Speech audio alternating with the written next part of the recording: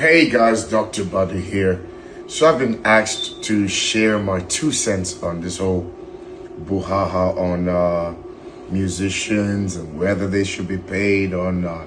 Listen, it all depends on the continent you're in. In Africa, you can get any musician popping up from any corner, and number one, they can be dedicated to the church, and even based on if their parents are in the church, they can now grow up becoming musicians. And since they grew up becoming musicians, they don't necessarily have to get paid. That happened a lot in London, where a lot of Jamaican churches raise their children there, and these musicians became pros. But this is what happened. When they became pros and they realized the church was not taking care of them, they started playing for top secular musicians, okay? Now, move from the continent of Africa and come to the United States, or come to America, where we kind of look up to gospel music from the United States perspective. Everything you see happening in any church, nobody's playing for free. Everything you see here, Potter's House, that church, musicians are on serious payroll. Struggle to pay a musician and they will leave your church.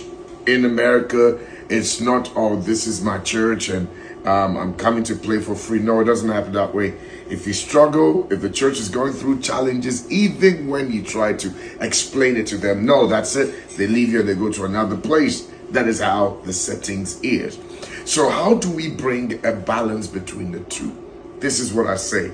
Musicians like to take care of their craft. Matter of fact, some of these instruments that they have are very, very expensive.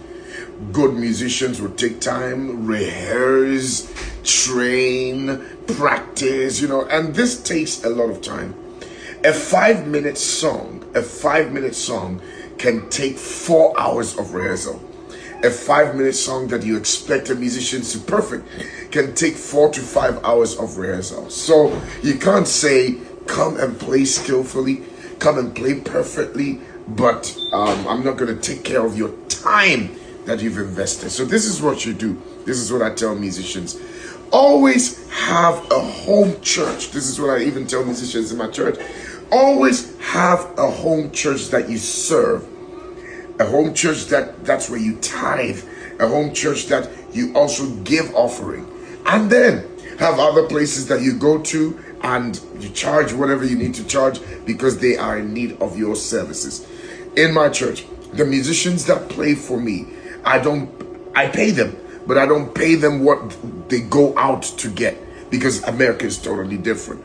But then some of them too, they see Rock Hill Church as their church, and they play. This is where they play and they get fed by the word of God. So you have Pastor Tez, who is a top guy. He flies all over the world, flies private jets, and just goes to minister. And he's not on payroll, but he's a pastor and he's a top guy. You have Deshaun, who is a top drummer, playing for all the big secular artists, who is there. I don't pay him what he gets when he goes outside. But Rock Hill is his church. He's a music director. So it brings balance. It makes you appreciate them, and they also appreciate you for appreciating their craft. You also have those who, I don't want to have a relationship with you, pay me, let me go. You have to understand it. And if you can't afford it, you let them know so that they go. So this subject is very dynamic depending on which continent you are in. There are some top churches in Africa